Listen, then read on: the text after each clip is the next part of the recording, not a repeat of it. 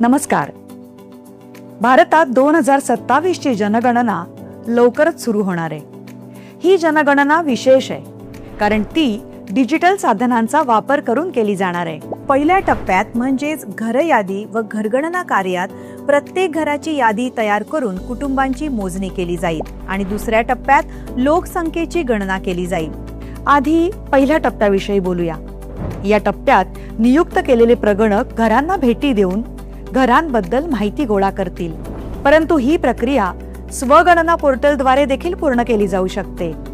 कुटुंब प्रमुख किंवा त्यांच्या वतीने कुटुंबातील कोणताही सदस्य पोर्टलला भेट देऊन आपल्या घराचे आणि संबंधित उपलब्ध सोयी सुविधांविषयीचे तपशील भरू शकतो.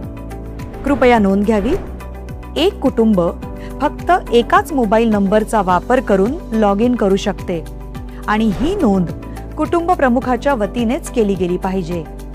एकदा मोबाईल नंबरची स्वगणनेसाठी नोंदणी झाल्यावर तो नंबर दुसऱ्या कुटुंबासाठी वापरता येणार नाही. कुटुंब प्रमुखाचं नाव बदलता येणार नाही.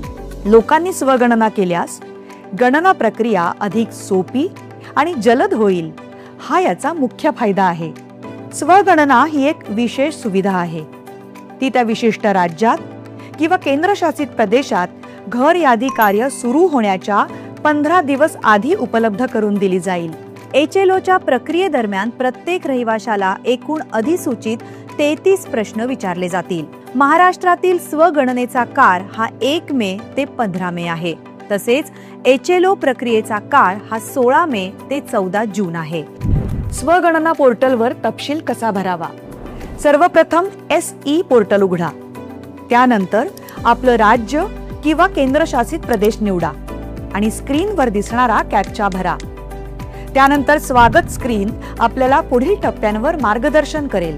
कुटुंब प्रमुख, उदाहरणार्थ समजा इथे सुशीला देवी आपलं नाव आणि मोबाईल नंबर नोंदवतात. आता तुमची सोयीची भाषा निवडा. त्यानंतर OTP द्वारे पडताळणी केली जाते. ही संपूर्ण प्रक्रिया सुरक्षित आणि अतिशय सोपी आहे. जिल्हा आणि सर्वात जवळचं महत्त्वाचं ठिकाण निवडणं गरजेचं आहे.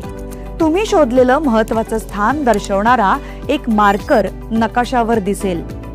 आता तो मार्कर तुमच्या घराच्या जागेवर ओढा. त्यानंतर जतन करा आणि पुढे जा वर क्लिक करा. यानंतर HLO प्रश्नावलीचं पान उघडेल. बहुतेक प्रश्न पर्यायांवर आधारित असतील. नावं लिहिण्यासाठी एक ध्वनी उच्चारण आणि आभासी कीबोर्ड देखील असेल. वारंवार विचारले जाणारे प्रश्न म्हणजेच FAQ आणि विशेष सूचना कोणत्याही शंकेचं त्वरित स्पष्टीकरण देतील. जर कोणताही प्रश्न किंवा माहिती अपूर्ण राहिली असेल तर तांत्रिकदृष्ट्या तुम्हाला लगेच सूचित केलं जाईल. सर्व तपशील भरल्यानंतर ते काळजीपूर्वक तपासून बघावेत. आवश्यक वाटल्यास तुम्ही त्यात सुधारणा करू शकता. तपशील जतन करा किंवा शेवटी सबमिट करा.